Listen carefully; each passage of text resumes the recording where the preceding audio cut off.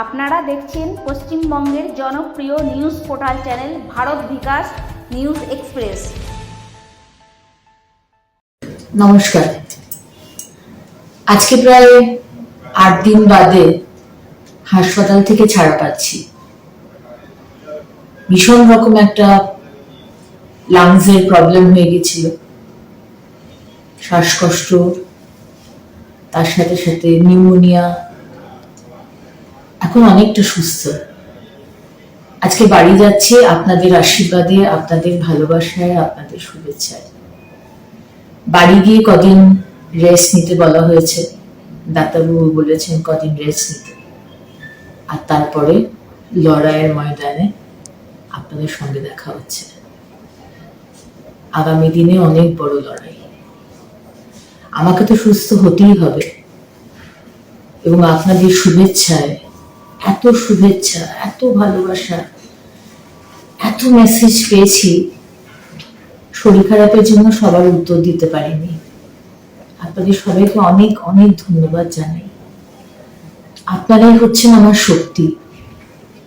এই যে কটা দিন এত শরীর খারাপ ছিল, সবসময় মাথার পিছনে এটা ছিল যে আপনারা রয়েছেন আমার সঙ্গে।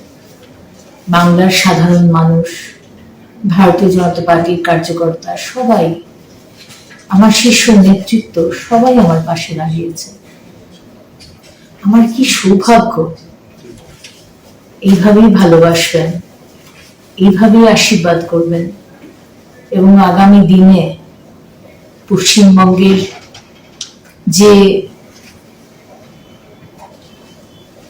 শক্তি, অশুভ শক্তি পশ্চিমবঙ্গকে ক্রমাগত পিছিয়ে নিয়ে চলেছে, সেই অশুভ শক্তিকে আগামী বছর 2026 আমরা উৎখাত করবই। আমরা প্রতিজ্ঞাবদ্ধ। পাশে থাকবেন, ভালো থাকবেন, সুস্থ থাকবেন। ভারত মাতার জয় হোক। নমস্কার। আমি ডক্টর মৃন্ময় চট্টোপাধ্যায়, স্টার্লিং হসপিটালের manager. On behalf of doctor Swarnabar Roy, director, doctor Dipten Ghosh, director. আমি স্টার্লিং হসপিটাল থেকে একটু বলতে চাই যে স্টার্লিং হসপিটাল 2015 সাল থেকে শুরু হয়েছে। একটা মাল্টি স্পেশালিটি হসপিটাল। এখানে সব ধরনের ফেসিলিটি হসপিটালে হয়। ধরুন মেডিসিন আছে, মেডিসিন আমাদের আইসিইউ আইটিইউ আছে, তার সঙ্গে orthopaedic, gynaecology, surgery, paediatric, NICU, total facility যেমন একটি মাল্টি স্পেশালিটি হসপিটালে থাকে, সেই ফেসিলিটি আমাদের এখানে আছে।